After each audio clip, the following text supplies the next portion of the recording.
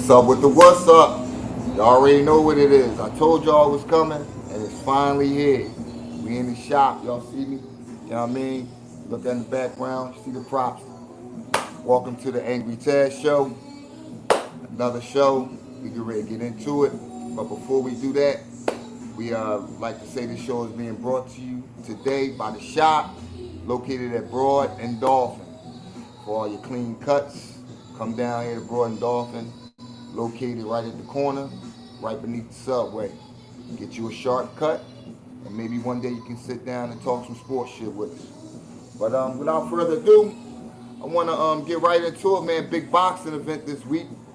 We watched Philly's own Boots Ennis take care of business, man. It was a great fight, an action-packed, action-filled fight. We saw Boots, man, show his versatility, show his ability to take punches and give punches, show that chin of his. And there's been a lot of talk about Boots and his next opponent after this supreme performance that he put on. And I'm looking at right now. They're talking two guys. You're talking Fundora, and you're talking Victor Ortiz. But we've recently come to know that Fundora has already signed a mandatory fight to come up in the next coming months.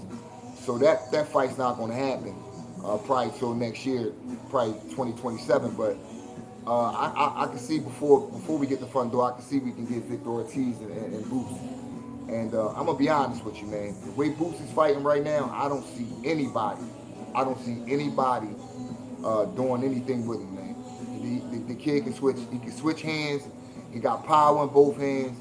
Again, he got an iron chin, as we saw when he was, when he supposedly got hurt in the third round. I mean, he got shook, but he came back firing, and we see he can pack a punch. I mean, both hands, like I said, and.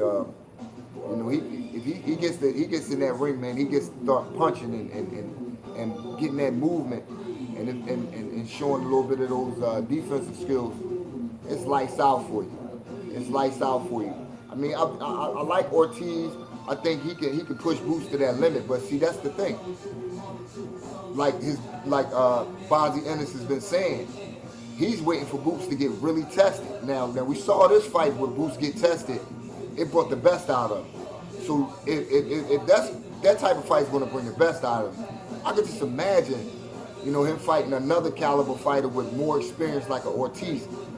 It's going to be more action packed. I think Boots is going to bring even more of his skill set out, and you're going to see, I mean, the very best. You know what I mean? We've already seen the best. You're going to see the very best of Boots. Boots Ennis. Like I said, let me know what you think in the comments section. We broadcasting live again on Facebook and YouTube. If you're on YouTube right now, like, share, and subscribe. If you're on Facebook, share, subscribe. And like I said, give your opinions in the comment section. But yeah, Boots, man, which is going to lead me right into it. Right now, I'm looking at Boots as one of the top 5 fighters to come out of Philly ever. And that's a big time thing to say when you got a lot of, and I'm not excluding any of those champions in Philly. I represent, and I love all Philly fighters, man. I love to see those fighters succeed. I don't care from what level you at, from the amateurs on up to the pros. If you from Philly and you're a fighter, in the boxing ring, I'm going to root for you, and I'm going to pull for you, like I said. But again, right now you got Boots Ennis, man, and I'm putting him up there with the likes of Bernard Hopkins. Dare I say Joe Frazier, the late great Joe Frazier. I mean, hey, listen, who else? Meldrick Taylor. Man, you got, who else was it? That came out of Philly. Man, I want to say David Reed, but I think he fought Trinidad too early.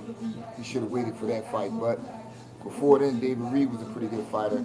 And if I'm missing any, please leave them in the comments. But right now, like I said, Boots, he might be the next big thing since Be Hot.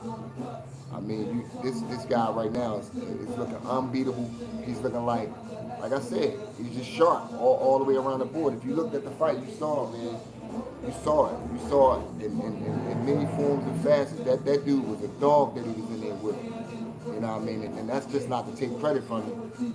But you can see throughout the fight that once the heat turned up, he wasn't on no way, shape, or form on Booth's level, on Booth's skill level. And like I said, I don't see nobody beating him. And I'll be remiss, you know what I mean? I know Bozzy Ennis doesn't, says what he says, but as far as, Terrence Crawford retired, but I'm going to go on record right here and say it on this show right now. You heard it first. If, in fact, because boxers say he retired, it's all about that paper. If that money right, they're going to be right in there. So, like, I'm looking at it like maybe, somewhere down the road, we might, get that super fight that we all want to see, man. And the people do want to see it. I know it's talked about little now since, we moving on like Boots ain't been mentioning, but I think Crawford getting in the ring with Boots, it'll be a hell of a fight. And I ain't gonna lie, my home heart gonna say Boots, but as far as head-wise, a few more fights, I think Boots can mix it up with him. I don't think he'll be easy target like Earl Spence was. I think Boots will get him some work. But again, like I said, Crawford ain't been in the ring with somebody like Crawford, but Crawford ain't been in the ring with somebody like him. That power and that speed. And again, like I said, we found out this week, the boy can take a punch. Matter of fact, he can take several, you know what I mean, and still give his share and go to war with you. So it's like whatever way you want it, pick your poison. But again, I threw it out there. I'd like to, hear from the people. Your top 5 Philadelphia boxers.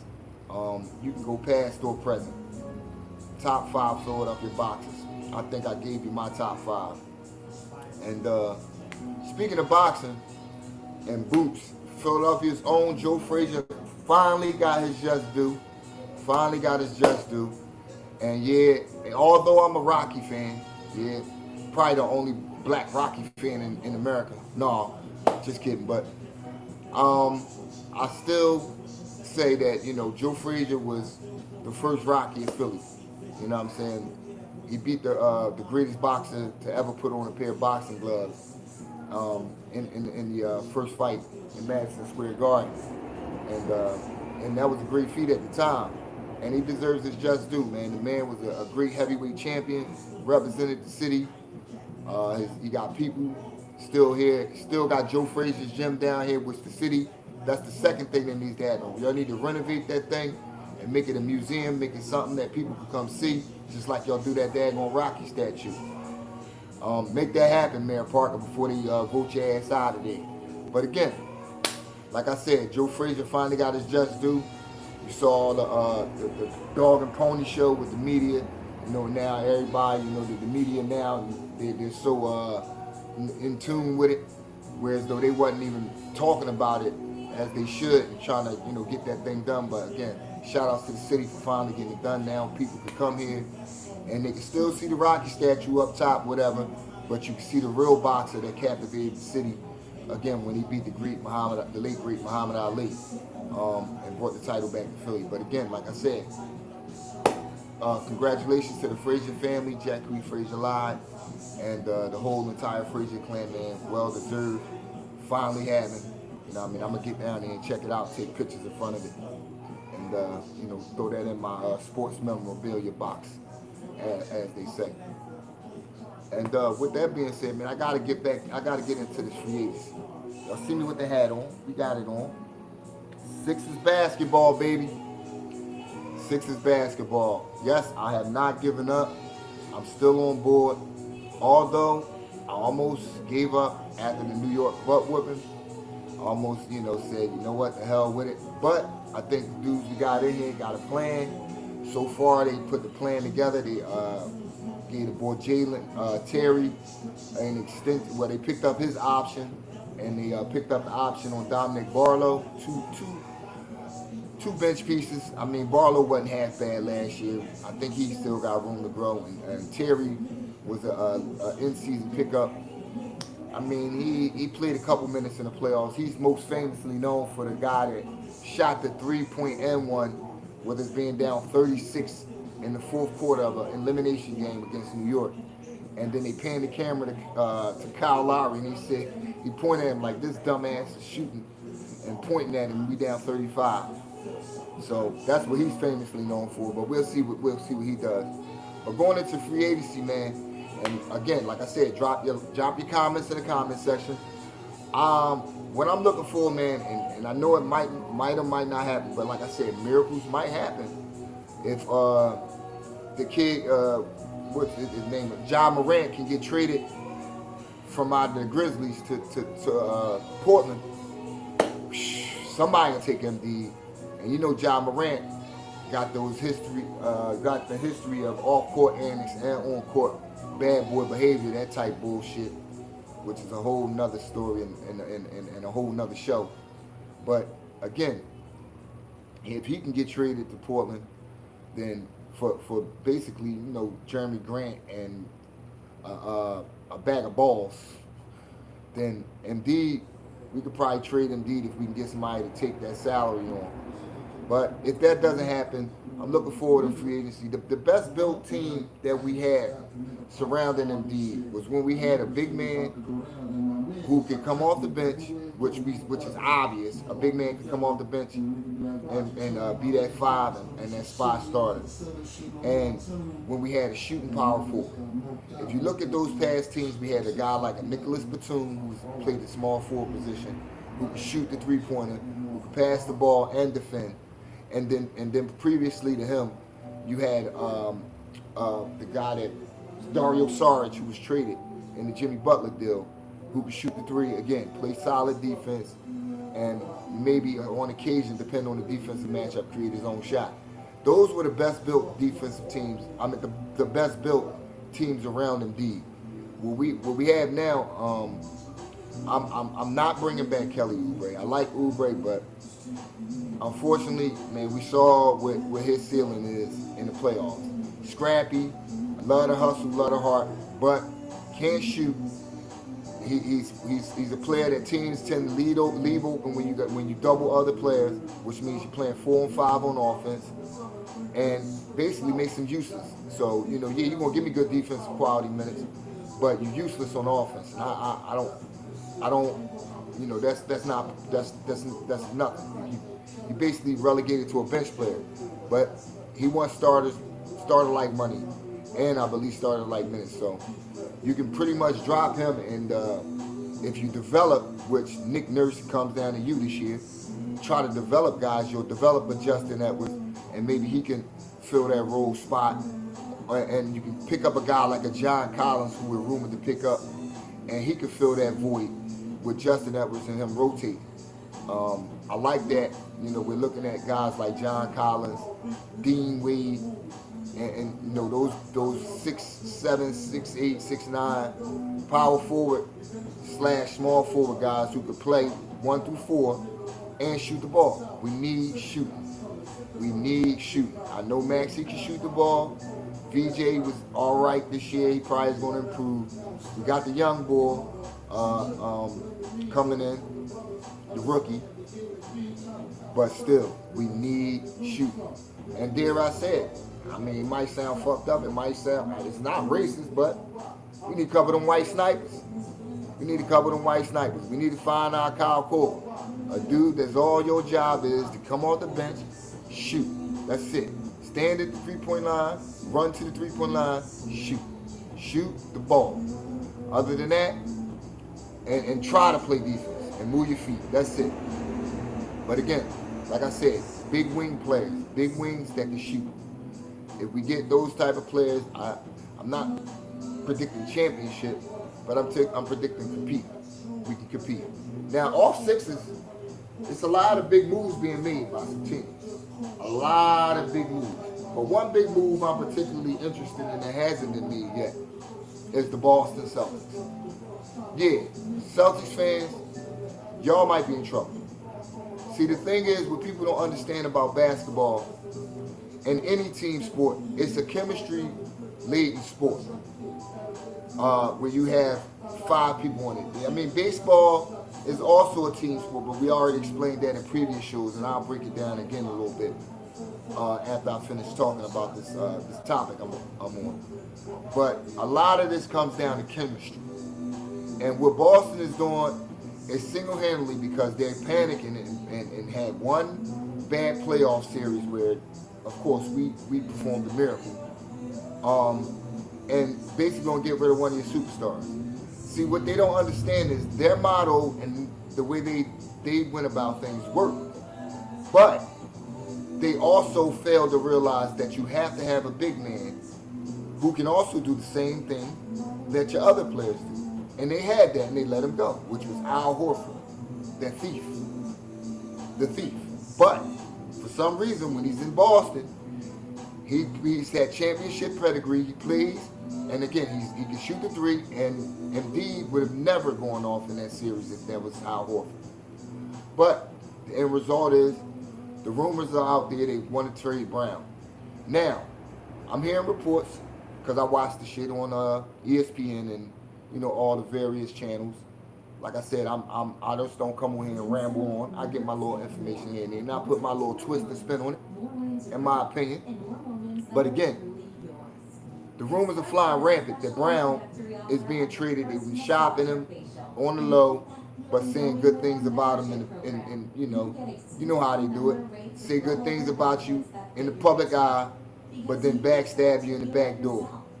Sort of like a broad, like a cheating ass broad. You know how they do. Talk good about you in the public eye so the backlash don't come, and then backstab you in the back. But again, back to Brown. They put the bullseye on him with the trade market, and now they have to pretty much reel it back in because they lost out on the Giannis sweepstakes, which I'll touch on that in a second with Miami.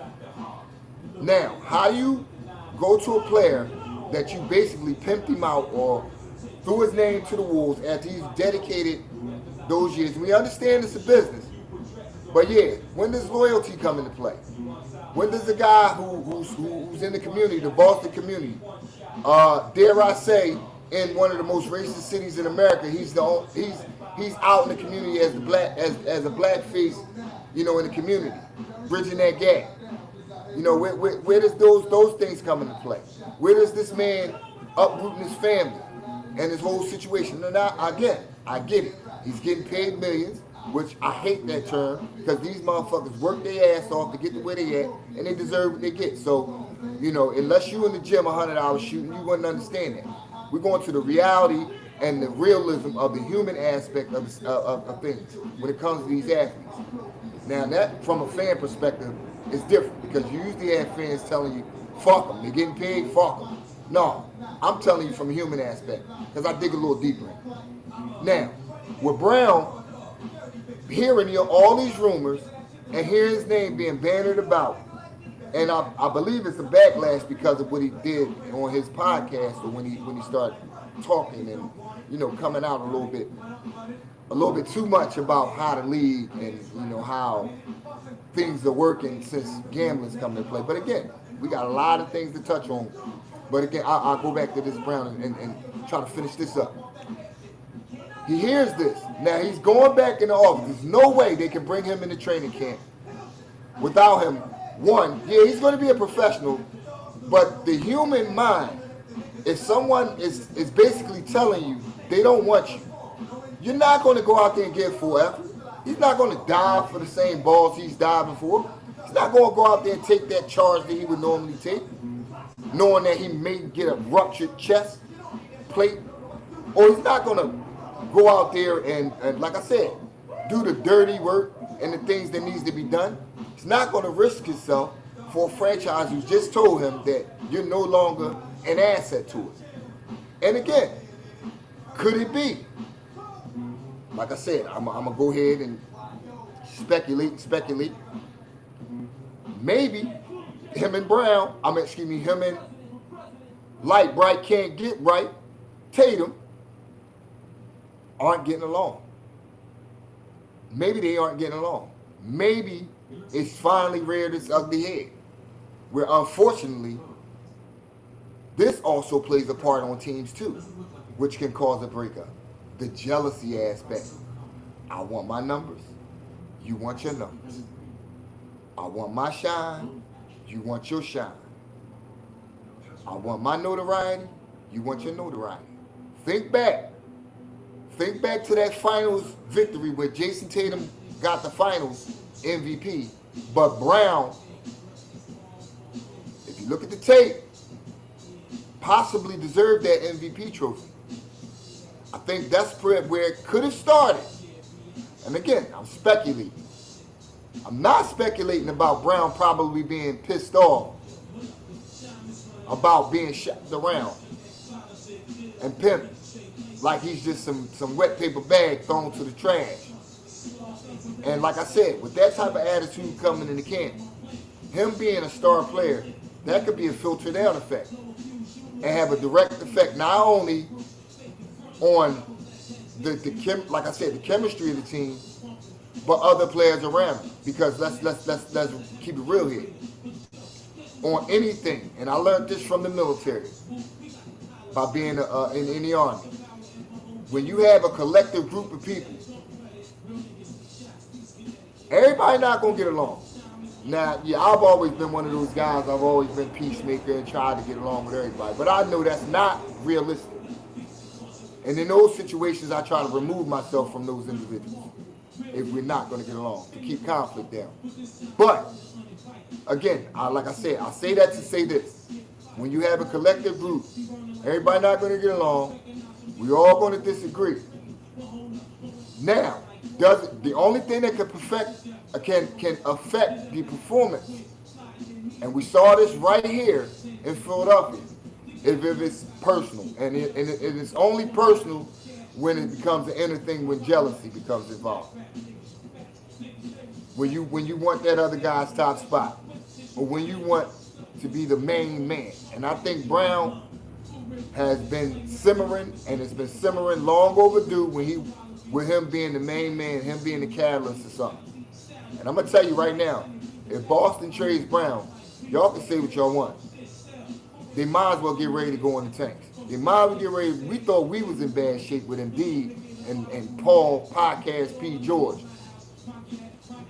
They trade Brown, they got some problems because I don't see none of those guys. Yeah, they did their thing last year, the bench players, the barrage of threes and all that shit. And we saw what happened. You live by the three, you die by the three. Sort of like the old saying, you live by the sword, you die by the sword. You get stuck by the motherfucker. But, again, that shit ain't working this year. That shit ain't working this year. And I think Boston is sneakily trying to trade Brown to get a big man in here, which would be a good move. But, again, I don't know how it's going to work if they possibly have to bring Brown back. But with them losing out, like I said, on the guy in the Giants sweepstakes, all bets is off for them. And they got troubles brewing. And it's only going to get worse as the summer gets older. And we might find an answer to that today. Like I said, at 6 o'clock when the doors open, as they say. And like I said, let the swamp, for all my LA cats out there, let the Crenshaw swap me the basketball begin. But again, like I said, with that, we already had movement. We're going to get right into it. The Heat doing their big thing with Giannis. And the Heat trading basically half their damn roster to get one player, one or two players in there with Bobby Portis, who I never liked as a player. Not liked as a player, but never liked because he was on the other team. But would have loved to have him on mine. And Giannis. But here's the kicker with Miami. You depleted your whole damn team. You have no point guard. Hero's gone. You traded him to Milwaukee in the deal. You have no shooting. Now, I'm not saying Bam is a poor shooter, but he's not Larry Bird. And he damn sure ain't Seth. And I said Seth, not Steph. That's the little brother. You know what I'm saying? And I'm not saying his percentages are bad, but, and we know Giannis can't shoot. I mean, he can get to where he want to go anytime he want, but what happens when they start doubling his ass? What happens when they start zoning? You know what I'm saying? So the Heat got big problems too. They got some decisions to make. See, this is what happens when teams, and I hate this, and you know, I'm not going to segue into football because it's not really Eagles news going on, but I'm gonna use this as a prime example. When teams go out here and they use these opportunities and they trade and they get the fan base livened up, they get these big name players and they get this situation in here, and there's no plan, there's no chemistry. And I know Pat Riley's a great GM. He's been one of the greatest GMs in the league, great head coach, champion, LA Lakers, all that, Showtime, all that shit. But let's look at it on the surface of what it is. And I know free agency is just starting, so we'll see exactly what happens at the end of the day and what goes down. But if they don't get no shooting, you're in trouble. You're in trouble. You are in trouble. And you got teams like Washington on the come up with the #1 pick. They still young. They got a lot of young growing to go. But they're on the come up. Atlanta's on the come up. New York, dare I say, fuck you, New York. But they ain't going nowhere. Boston, like I said, even with their problems, they still, they still gonna compete. And Toronto, who played adequate in the playoffs, they're on the come up. So you got a lot of teams, and that's just the Eastern Conference. We didn't even go to the Central and Atlantic. I'm old school. Atlantic Division, Central, and the West. We ain't even hit those. So it's a lot of teams out here, man, right now. That you're looking at. That's really on the come up. So you can't play around. You can't play around. So and out west, now here we go. And I kind of waited to get into this because I know I got my LeBron, or I call them LeBronites out there again. And I was never a big fan of Mike Jordan. I ain't gonna lie. I wasn't one of the dick eaters in the neighborhood. I always was a Sixer fan. Loved Charles Barkley, even the dog years when Charles got traded to the to the Suns, and we had Tim Perry, Jeff Hornacek. I still remember the trade to this day. Andrew Lang, and then we went from there to Dana Barrows, and it was just dog years. But yeah, for those of you that say Mike and the LeBron comparisons, and yeah, this is gonna go on forever, but I'm here to tell you, there's no way you could compare a GOAT to a Billy Goat or a mini goat. This dude right here is trying to do it again. He's trying to fleece his way into Golden State to play with Draymond and Steph Curry, and they're trying to supposedly get KD to go back. And if this happens, ladies and gentlemen, this is the type of bullshit that I'm talking about. When you talk to these LeBron fans, the LeBron sexuals, as Ari Spears once said, when you talk to these guys, when they talk about this GOAT status and they mention him with the greats like, and I wasn't really a fan of him until I watched his work, fan of his game after, unfortunately his demise. Rest in peace to late great Kobe, another Philly athlete from Lower Merion. But you compare him to guys like Jordan and Kobe, and then this dude does shit like this. He does shit like this, and it's been a pattern. It's a pattern. Year in and year out. It's a fucking pattern. He's a crybaby on the court.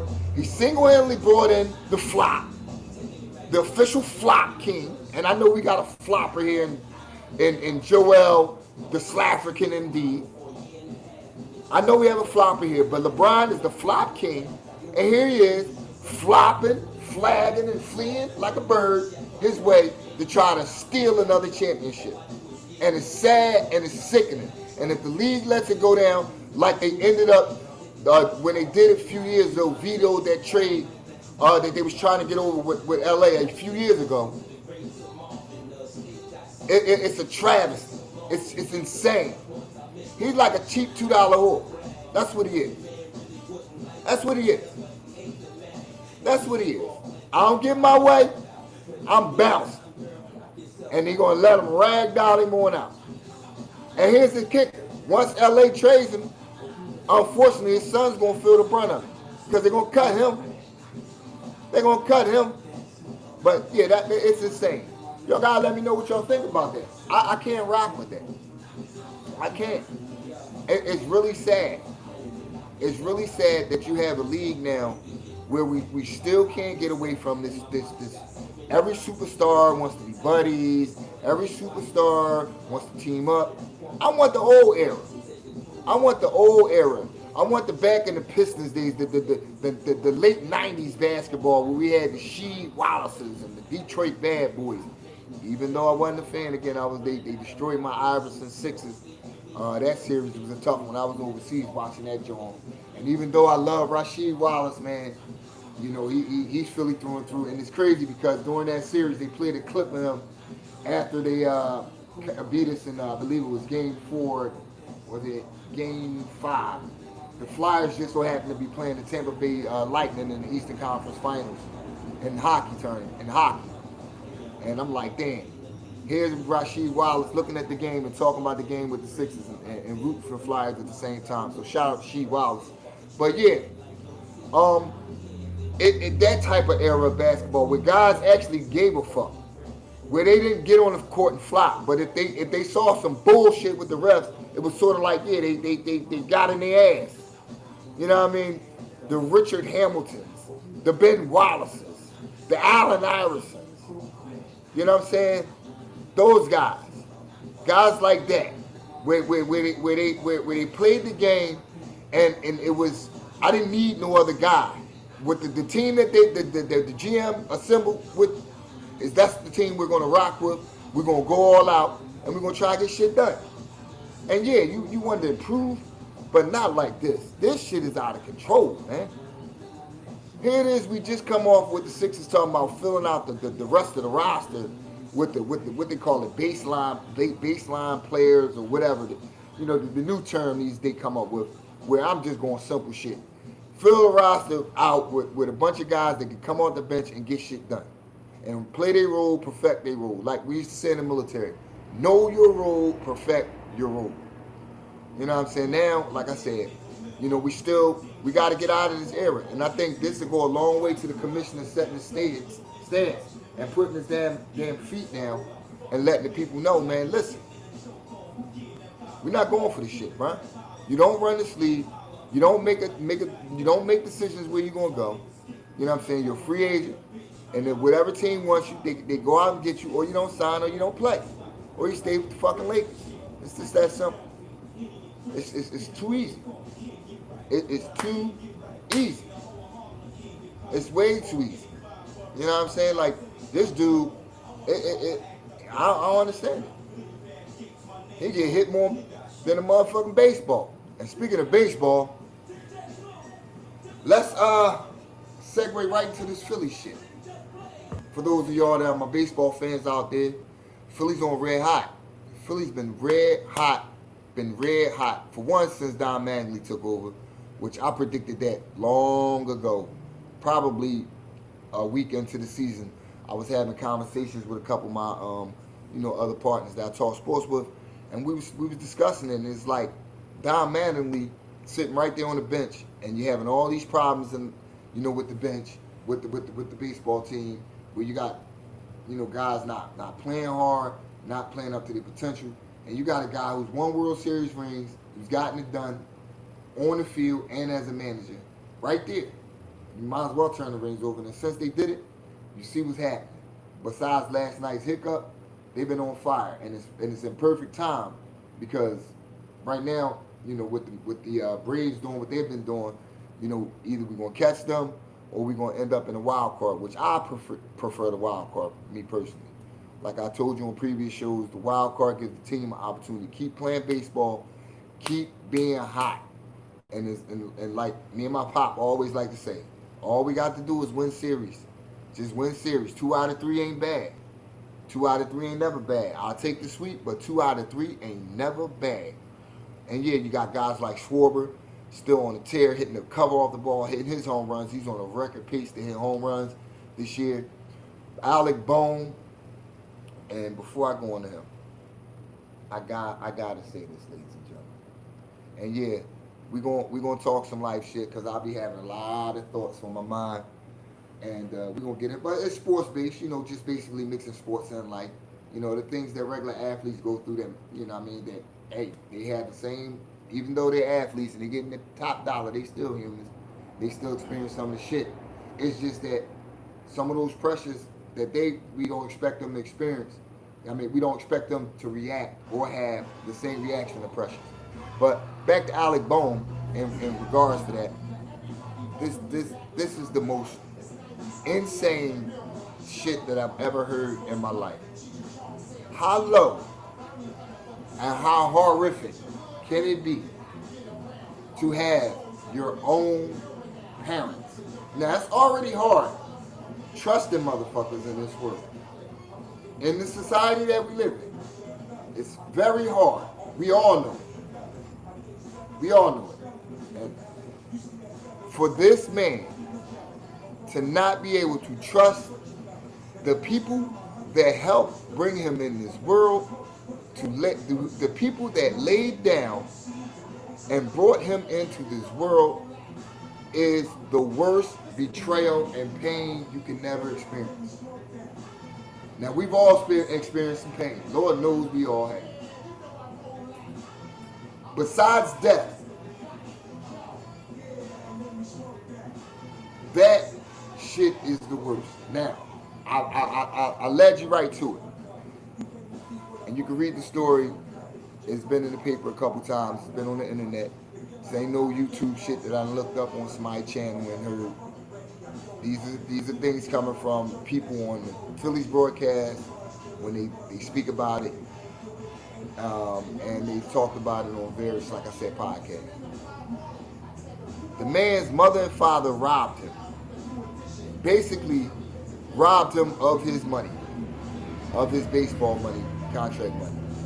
Now, the man is in a contract year, which he's trying to earn extra money, which we really now have to earn extra money and try to get that contract because he's pretty much in trouble. His parents pretty much went in his bank account and robbed him. Now, don't know what they did with the money. It wasn't explained. But they don't have to explain. The fact that they robbed their own child. Imagine the mental toll that would take on you to know that your parents robbed you and you have to sue them to get your money back or possibly have them incarcerated. Imagine the mental strain and then having to try to go out and hit a baseball. You already got the weight of your contract on your shoulders. You already got the weight of the team and the what they say, the expectations of the team this year. World Series of bust, or we breaking the team up. And then to be worried about your bank account. There's two things in life that I was always told. And again, like I said, been around a lot of older gentlemen. I like to hang around a lot of older gentlemen, try to prepare myself, you know what I mean, for the ills of life, where you can talk about anything from family issues on down to just basic shit. And the one advice I'll take and I'll run with it is, no matter what, you gotta protect your paper. Protect your finances. Because at the end of the day, there's nothing worse than being at the top of a hill and then end up at the bottom and it ain't even your fault. Somebody had access and tricked you and had access and just depleted you. And there's nothing you can do about it because you can take their life, God forbid. I'm not promoting that at all. We don't do that here. It's a non-violent promoting show. Unless you have to. In the words of the late great Tupac, I ain't a killer, but don't push me. But, again, I digress. You have to protect your paper. That's it. There's no other way. There's no other way. Someone will go in your pocket. Someone will go in your pocket. You have to be very careful about who you let access to your funds to. I don't give a damn if they mother, father, sister, brother, cousin. Because at any time, that green paper does a lot of tricky things with people's brains. But yeah, back to the Phillies and Bone. But imagine trying to, again, like I said, focus on baseball, hit a baseball, keep your mind focused on what's happening with the team. It could be real heavy on him. But he seems to be coming out of the slump. He's hitting finally over 200. I believe he's like 239 now. Getting on base. Had a couple base hits last night. So he seems to be having fun, from what you can see on the camera. You know what I mean? He seems to be having fun and like a little weight is lifted off his shoulders. So that's going to be big because we definitely need Bone. He's been a consistent third baseman for this team for the last few years. Good defense, solid defense. It's just sometimes his back goes cold. But when he's hot, he's hot. He's hot. And he's able to get, like I said, get on base. He's able to hit the ball opposite field. For home runs, he's able to get triples, which, at one time in his career, he led the league in triples. So, Bowman is pretty much coming around. Like I said, we're going to need that coming down the home stretch. It's getting late, like they said. You know what I mean? We used to, early on in the season when the team was struggling, they was talking about, it's early. No, it's late. Once you start to hit July, the dog days of the summer, it's time to put that showtime on. As Charlie Manning would say, it's hitting season, baby. And speaking of hitting season, old Trey Turner starting to hit that ball. He's starting to hit the cover off the ball, which we're gonna need him too. But, and I say but, and as I say but, I know I got my Muslim praying hands out. Shout out to all my Muslims out there. This joker. And notice I didn't use no profanity while I mentioned, the religion. This joker can't field a baseball to save his life. And I have no clue. And this is on the Phillies organization. And I know, God bless the late James Rollins Sr., Jimmy Rollins' father, who recently passed. And I know it wouldn't be, like I said, in good taste to ask him to do it. So, we need to hire, and I say this with all sincerity and seriously, Phillies organization, whoever, somebody, I know you're listening. We need to hire a person that can help Trey Turner learn the fundamentals of fielding a baseball. And I'll demonstrate. Down with both hands. One hand under the glove. Glove open. See my hands? Glove open. Wait for the ball. Makes contact. Scoop the ball.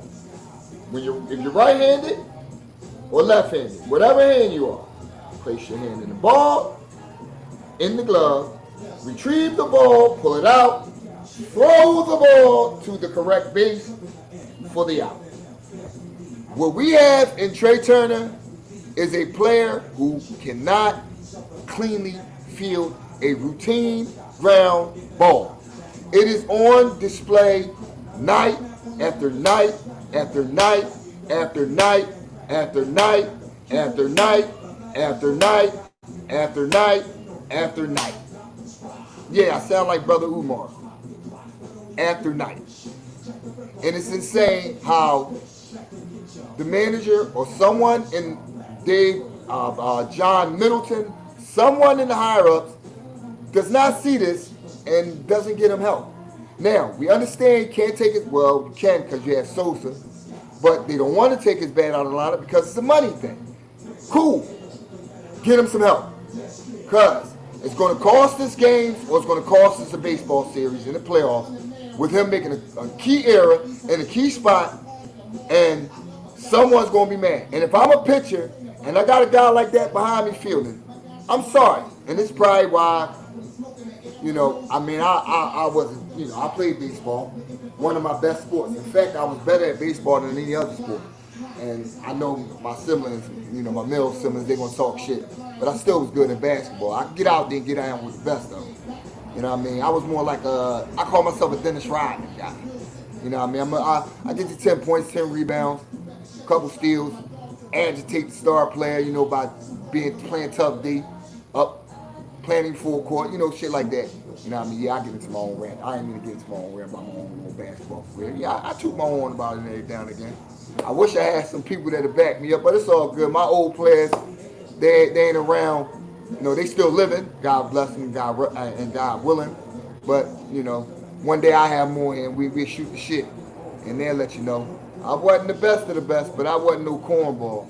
I was picked on the five. I ain't just sit in the bleachers and watch motherfuckers all day. Only time I watch them when the heavy hitters got on the court, and that's another show where we start talking about these Philly legends that played ball on 15 Susquehanna, the Mecca, and I don't give a fuck what nobody say.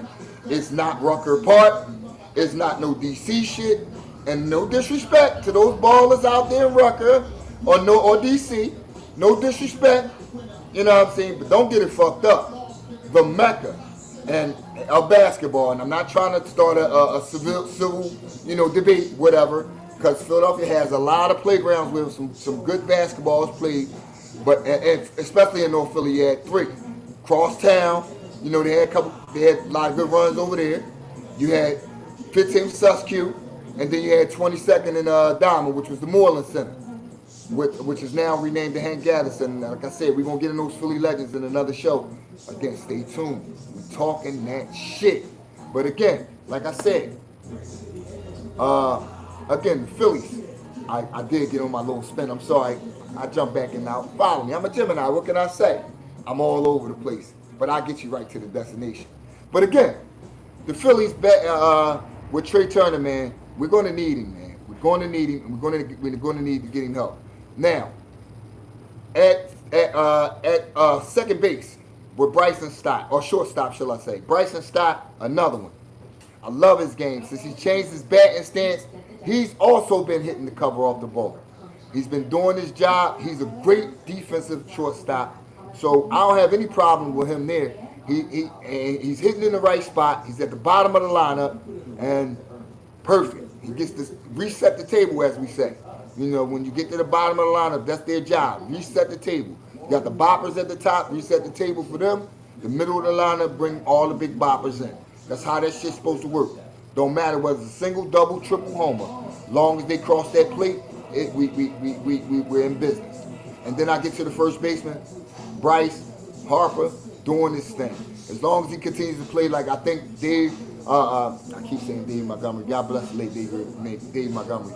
But John Middleton lit a fire on his ass with saying he don't think he's a top flight superstar player anymore. He lit fire in his ass. And I love what Bryce is doing. Bryce is answering the bell right now. He's coming out, he's being a team leader. He's leading by not only what he's probably saying in the locker room, but leading on that field. He's leading by example. And you can't ask that much more from Bryce, man. You can't ask much more from Bryce. Bryce Harper right now, dare I say, is playing MVP caliber ball. Is playing MVP caliber ball. And I really can't, I really can't be mad at him right now. I know he had his ups and downs and bumps in the road early in the season.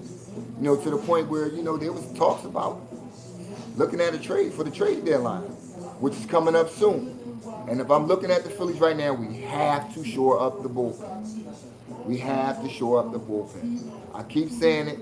We need one more starting pitcher, but if we can't get that, we need to shore up that bullpen. Because as we see, we got a lot of leaky faucets in the bullpen. I mean, Kirkland, the other night against the Mets was pretty good, but I'm still scared. I'm not buying. I need to see a few more outings from him. And then everybody else, I really couldn't tell you the names. And from what I'm seeing on watching, I don't want to know their names. I just want to know they've been sent down or sent away, and we replace them with new people. Because right now, the baseball team, like I said, with the way we're playing, and the whole, like I said, defensively, that is Trey Turner, we cannot afford to have the bullpen going sour on us too. And right, like I said, the bullpen right now is not one of the really strongest assets. So again, Middleton must do his job at the trade deadline and get bullpen help. And I know everybody wants offense, but with the way Hill's been playing, I like that addition. He seems to be playing well, and defense, man. That catch the other night, I can't get over that. That was a Bob, 10 bell, whatever you want to call it, 10 bell catch. You cannot draw it up any better. He basically snatched that home run right back in the park. Timing was perfect, the glove angle was perfect, and it's like the ball fell right into his hands. And it was on Juan Soto, which made it even sweeter. That fuck face. How you like New York, Juan? You loving it? Enjoy last place, buddy. Should have came to the Phillies. But again, like I said, we got the bats, I think, to pretty much get it done. You got Sosa coming off the bench, and you also got Hill, who can come off the bench. I think you got my man who I always love, man. I like he's a good luck charm. The catcher, Garrett Stubbs. The decision to bring him back might have did us wonders too. I like to think that bringing him back also helps some of the chemistry, because like I said, again, we keep talking about chemistry. Chemistry is a big thing in sports, but the chemistry in the locker room is back. I think those guys were pretty much that pressure, and sometimes you need a guy to come in the locker room, lighten the mood, lighten everything up, and just get everything keep everything even keel. Some guys like to put pressure on them, and some guys, don't put pressure on them, but they, they get nervous or they get rattled easily. So I like Stubbs, for that. And I know people will say, well, you're keeping a mascot around or somebody, a morale guy. Well, fuck it, whatever wins. You need a morale guy sometimes. You know what I mean? I used to play that morale guy. I used to be that guy, and I'm going to one of my stories. Back in the day, when I was a military member, shout out to the U.S. Army, 424 Medlock, BN, all my people from there. Hopefully y'all get a chance to tune in. Shout out to y'all. Love y'all forever, man. Part of making me the man I am today. Also, Delta 146. My first basic training station was Fort Knox, Kentucky. And I'll never forget it, an all-male facility, man. That place, man, one thing I can say about it, when I first went in, I didn't know until, it's crazy, until maybe like turning 47, maybe 47 when it hit me, like, damn. Joining the military probably was the best thing I could have did. And going to an all-male facility in Fort Knox, Kentucky was probably the best thing I ever did either, too. Because, like I said, life and sports kind of go hand in hand. And I've always been a big-time sports fan ever since, like, I was a pup. You know what I mean? I like to say out the womb, but we know that's not humanly possible. But, man, listen, I'm going to toot my own horn. I was smart coming out the brain, when coming out the womb. Once I came out the womb, I was already rooting for sports. I just didn't know what it was. My dad tried to swing me with a little Danny White jersey, but as y'all can see that, I'm bird gang till I die. But again, like I said, man, joining the military in 1996, 97, 97, because I left December, I left November 96. So, and didn't really start basic training until around like the 1st of December. So, but again, like when I flew and got on that plane, man, which was really my first plane ride. It was crazy. A lot of y'all remember, there was a Mets downtown. I was recruited across the street on Broad and Cherry. Then there was a Mets downtown. And the Mets, man, they took us to Runnymede, New Jersey. We stayed in a hotel. Got up that morning, we took our oath, and I was gone that very afternoon on a plane, Philadelphia International, headed to Fort Knox, Kentucky. Well, I like to call it, all disrespect, fuck the Klan, not the Wu-Tang Clan, but the Ku Klux Klan. I call it Klan-Tucky, but that's another story for another day. But I got off that bird, man, and got to the military base, and it was like a culture shock, man. Like, all I saw was woods, trees, it was cold as fuck. I'm sitting out there with a nice little bomber on, civilian clothes, shape up, nice little cut, got my little mustache, goatee going. And I get there, man, the first thing they take us to do is get shots and fitted, to get all our military gear. And then they cut my locks off, fucked my head up, had a Floby, man. To this day, I still got a fucking bald spot in my head. You know, I still got that good shit, but to this day, you know what I mean? But again, so to make a long story shorter, and a shorter story longer, got off that truck, man, and didn't know what to expect. And it's crazy because for the first time in my life, I was away from Philadelphia, man. Which, if anybody knows me, you know what I mean, and they even got the nickname Mr. Philly in the military because I told people I would never leave the city, man. And you know, I kind of wear the city on my sleeve because of the sports. You know what I mean? And the city itself. I love where I live. You know what I mean? I'm always love it. Eventually, one day, I'm moving out of it. Hopefully soon. But not too far, probably to Jersey. But anyway, I digress. But yeah, man. First time being away from home, and it was a culture shock, bro. Got off the like I said, the bus. Went to the Mets. Went through all the dog and pony show, pump circumstances. And it was like once they cut my hair off and I was bald and cut my beard, and like I get laughed at and joked about when I cut my face and I go bald, which I'll never do again. You see full beard gang till I die. But had me looking like a Center City rapist, and I don't take that word. Excuse me for all those that get offended by that word. No disrespect, but that's what they had me looking like. And then, you know, we got introduced. They took our little ID cards and whatever, and then that's when it started, man. Never forget it. December 21st, 1996. Got off that cattle truck. For those of my military dudes, they know what that is. Cattle truck. And we jumped off, and all you heard was a brown, what they say, brown and round. A brown and round hat. And no racist shit. You know what I mean? I'm not racist by far. Anybody know me know, but brown and round and a white boy with this funny ass accent. And it's like, felt like yelling and screaming and all this shit for us to get in line. We get in line, and that's when I found out this ain't Kansas no more. And I definitely wasn't on no Dorothy shit. And yeah, but it taught me, man, you need somebody, and somebody always needs somebody. You know what I mean? Because I had to lean on jokers that I never thought I would be able to understand, get along with, learn from, or be able to teach some shit. You know what I mean? And I was always one of those dudes, man. Even getting there, I had a mouth. That's why I'm talking that shit on this sports talk shit. But I always question shit, you know what I mean? And, you know, why? Why this? Why that? Why would we be doing this? Why are we doing that? And sometimes I was right, but sometimes I was wrong. But, you know, for that I got punished a lot. They made me do PT a lot on smoke sessions. Again, my military buddies will understand that. And all my military people out there that's listening and tuning in. Made us do a lot of smoke sessions and shit like that, man. And little to me, man, they didn't know it was a Jedi mind trick. Because it made me feel like, at first they was punishing me, but here's the Jedi mind trick. They really wasn't punishing me, they was really getting me in shape.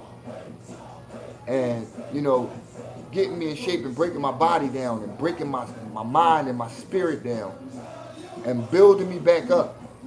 And I know now, you know, which I learned later on in life, and looking, reflecting back on it, it was like building me up and building that never say die, never give up on yourself experience. I mean, like I said, or give up on yourself knowledge and influence. And pretty much, like I said, things I carry to this day, man, I learned in basic training. So, you know what I mean? And like I said, likening that to sports, you know, when you meet a bunch of people, man, and you make friends or compadres, man, it's a whole different level. And like I said, some of those cats to this day, if we walked into each other, we seen each other. Some of the guys I went the basic training for with, Some are from Virginia. Had a cat from Cleveland. My man Russell Spike from Cleveland.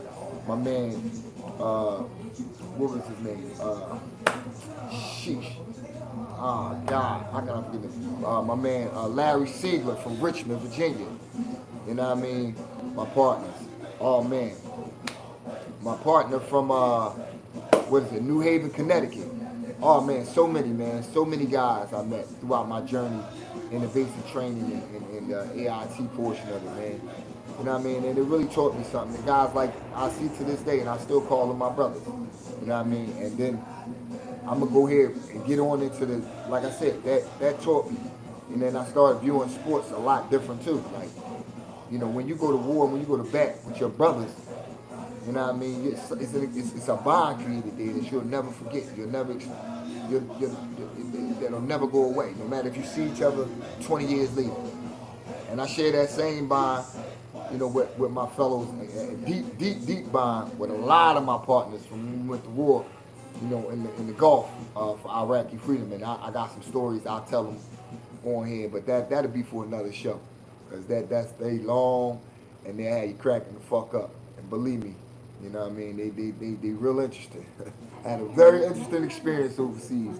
And a lot of shit I could, you know, say now that I wouldn't say back then. I probably got an Article 15 or lock the fuck up, career over. But I digress. But again, like I said, I mix life and sports and life. You know what I mean? And one thing the military did teach me, man, and we're going to get right into it. And again, like we brushed over it earlier in my take on the Jaylen Brown subject. Loyalty. And something heavy, man. This dealing with life. And I know some of you, you know, we don't get too deep into these relationship shit and all that, because, you know, it's subjective. And I don't want to get into all that because, you know, I don't want to come on here on no Kevin Samuels shit, or my main man Corey Holcomb on that type time. Even though there will be a time where I do, but that's not going to be the basis of my show, and I'm not going to, you know, make that too much of my show. But I gotta touch on this, man. Without trying to sound like I know too much about the situation, but just from what's in the media and social media, TMZs and all that. The LeVar Ball situation, man. And this perfect music for it right now. Again, we in the shop, ladies and gentlemen. You know what I'm saying? We in the shop. We in the shop. You know what I mean? Again, live and direct. Y'all gonna see. This just started in the beginning. You know what I mean? Jump on, baby.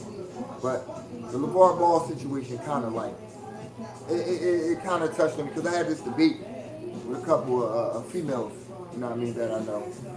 And it's like, I'm looking at it from his standpoint, but also from her standpoint, and it don't make no sense, man. And this shows you about the loyalty and the sacrifice that certain men are willing to make in life. And it's a lesson, and it will be eventually, because you'll hear what happens to how her story ends. You know what I mean? She's a ball, so it's gonna be out there when the fall happens. And I'm not trying to be on that type of bitter man talk type shit, but again, like I said, fuck it. Truth need to be told, and opinions need to be said, and I have it. You see, LeVar Ball, and this is from this man's mouth, was in a relationship. They raised their boys, successful young men. A relationship or marriage for years, and I'm talking in the teens. Started business and all that, did all that together, whatever. Fuck all that. Here's the problem, and this is the loyalty part of it, and it's sad, because it's a lot of shit out here. It's a lot, I'll leave it at this, a lot of females out here working the same way, and it's sad, but it's life. It's life. What the fuck can we do? This woman had a stroke, and they got pictures to prove it. Now, let's keep it a bean. Let's keep it a bean. Especially for my brothers and sisters of the African American community. We know a lot of motherfuckers Damn, made me drop my gum. This is crazy. In the community, people we know, people we've heard, even some of our own fucking family members, that will tell you, male or female, if, now we all say this fake shit, which is till death do us part, okay, whatever. Some of these motherfuckers be out the door before you die. You be in the hospital bed, you're ready to check, and he out the door. Already in the streets with the replacement in deck, male or female. Both sides do it. Now, took care of this young lady, right?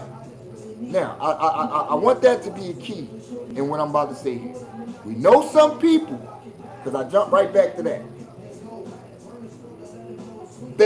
if a motherfucker catch the flu and have to be in the hospital for a week, they gone. They gone. They're gone. They're gone. Any life-altering situation, some motherfuckers for vanity reasons get Bell's palsy, lose a titty, let your penis not work no more. Yeah, this shit is real. This man showed his loyalty. Stayed with this woman. Nursed her back to health. They got the pictures in the video to prove it. Where she's on, basically can't even fucking walk. Nursed her back to health. Fast forward. Fast forward. Talk about kick a motherfucker when they down. This is why. I used to believe in karma, but I don't believe in karma. I don't even believe in revenge. Because there's no get back for a broken heart from disloyalty. There's no get back for that. You'll never recover. For a man, for an honorable man out here, and there's a lot contrary to what you dog-faced, gremlin-ass, bum-ass, pussy-footing ass bitches think, and you simp-ass, fake fuck-ass, boot-licking ass, oh baby, yeah, these niggas ain't shit, pump-face ass niggas. Yeah, there's motherfuckers out here. It's a lot of them. There's a lot of them that show these type of loyalty. But you know what they get for it? This. The end result. This woman, after he nursed her back to health, files for divorce. Now here's the kicker. Not based on the grounds, because it would have came out if this man was cheating. He's too known in the world. And if he is, find me. Find me, and I'll come on here with a video, and I won't reverse what I'm saying, but then I'll have some opinions on him myself, because I'm not one way. I'm not phony baloney. I roll both sides of the fence. I'm a Gemini, not roll both sides of the fence, but I can you know be an opinionated dude. Depends on the evidence given. But right now the evidence given is what's being said and what's being shown on TV, and in every YouTube clip possible, where people say it's AI, but you see something enough, can't be AI. This man broken hearted. Who wouldn't be? You dedicated your life to a female and nursed her back to health when she was down and out. When you could say, fuck her, I got all this money, I could go get me another bitch. But he came in, did his job. What does he get in return? Sort of like they give a motherfucker nowadays that retired. In the words of my man, yeah, I'm a wrestling fan, Dusty Rhodes, a watch, kick him in his ass, and tell him a bum-ass old head from the bar took your place, daddy. That's the type of shit. Because guaranteed the motherfucker that took his place or gonna take his place ain't gonna be nothing but some fun. Or he a simp, stupid motherfucker, because think about it. She left LeVar Ball, fuck the money, based on the grounds of, I want to better my life. How much motherfucking better can you get? What more better do you want? Loyalty shown. You're not hurting for finance. The nigga build an empire for you and your kids. I don't get it. And you know what? You know what's the sad part about it? And this is what we as men have to learn to live with. And it's a tough pill to swallow, but we swallow it. And this is why mental health and depression is big. It's real big. It's real big. And that's why I always tell, and I pinpoint this to my kids, check on your dad, man. Check on your dad. Because I check on mine. And you know what I mean? That's just point blank bottom line. But again, like I said, how you look your sons in the face after you done left their dad and he has one leg? You couldn't stay around to be his nurse? You couldn't help him? Oh, so you want some straight what's the Tyler Perry shit? Cause he hate black men. He write everything in the book. And then that fake ass Why Did I Get Married To with Janet Jackson basically did Malik Yoba. Ironically, I mentioned that. Did the LeVar Ball shit to Malik Yoba. You know what I mean? And then she walk out the movie theater with applause. Oh, she get the rock. She get a whole nother good nigga. That life don't get the fuck out of here. But like I said, again, this is the type of behavior that's rewarded. This is the type of behavior that's rewarded. And again, I would have the same type of vigor towards LeVar Ball if the shoes were reversed. Because I don't like that. I mean, forgive me. Again, I'm a nobody. I don't have to like that. But I take shit like that. Like, this is real life out here. Normal shit. This is a normal thing. And like I said, it worked both ways. But I'm only speaking on what's in front of me. And what's in front of me is another no good, rotten ass bitch doing what she does. Kick a nigga when he down. Stomp him. When will it end? It never will. And again, like I said, we don't know the residual effects. You know what I mean? Because there are, and people don't want to deal with that. When you got sons, yeah, they grown men, but then look, I know, I mean, no disrespect, but I know I'm looking at motherfuckers like that. You couldn't be there for Pop after all these years? Sheesh. How the fuck I'm gonna bring a married woman to you? She see that in the pic. Or somebody I'm trying to recruit to marry me. She gonna be looking at me like, yeah, I wonder if I could do that to this motherfucker. But I digress. But before I get out of here, man, because we winding down, it's about that time, get your hour flame, hour fire. And I did say 7 to 9, but 7 between the hours of 9. Put an hour in the slot. We're going to have some interviews coming up soon. Interviews with the OGs from the hood, talk about the old days, like I said, the old basketball leagues in the hood, man. We need to try to bring them back again. It's places around, man. I'm advocating for it, man. I'm advocating for it, and I'll promote it like hell. Get it back, man. Old head leagues, I know it's out here, but get them youth young boy leagues, man. Get them out here. We got all these football leagues, and I'm gonna speak on that in another show too. We got all these football leagues, man. We need basketball leagues, baseball leagues too. When I was coming up, what about those? You know what I mean? And I'm not, like, again, I say this to not, again, I hate to say I'm not racist, but in this society, I like to say that, so I don't want to offend nobody. But then again, if I offend you, fuck you. Don't listen. No, I'm not trying to be smart. But again, that's been my mentality. Like, I'm not trying to offend, but if I offend you and it wasn't meant for you, then you must feel like it's meant for you. But again, I say, mostly baseball is dominated in these predominantly black areas because Puerto Ricans, they love the sport. And we're not getting into it. Moms, dads, start putting your kids in baseball, man. You know what I mean? The sport is a good sport. And, you know, I know a lot of parents don't want their kids getting banged around in their head. You know what I mean? Shaking their brain up, early onset CTE. So, your chances of not getting that, you know, put your kid in that. You know what I mean? Still getting the same workout, still getting the same discipline. And if you got to get a good coach, he'll learn some skill, possibly take it further. But yeah, we need to bring those back. But again, like I said, first show, it's been great, man. I ran my mouth, did my thing.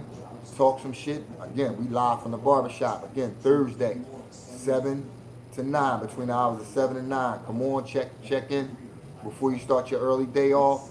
You know what I mean? If you're at work and you missed the show, then you could read back on my Facebook channel, on YouTube. Like, share, subscribe. You choose to drop a little dime on him, greatly appreciated. But it ain't, you know what I mean, no force shit. We do this for the people, keep y'all informed. I know y'all tired of WIP and all that bullshit. And like I said, doing these interviews, we're gonna have some people in, we're gonna talk our shit, we're gonna get it done. With that being said, y'all hear the left in the back. What's up with the what's up? Holla at your boy. Love somebody that loves somebody. Peace.